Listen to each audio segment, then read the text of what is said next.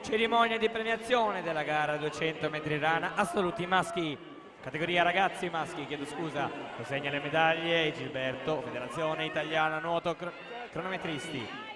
Terzo posto medaglia di bronzo per la Hydros col tempo di 2:32.04 Cesare Busatta.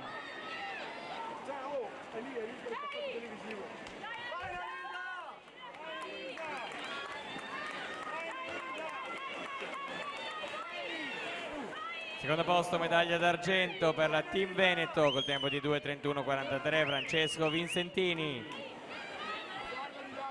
Primo posto medaglia d'oro per i colori della Nottoli Nuoto 74 col tempo di 2:27.29 Marco Tarzariol.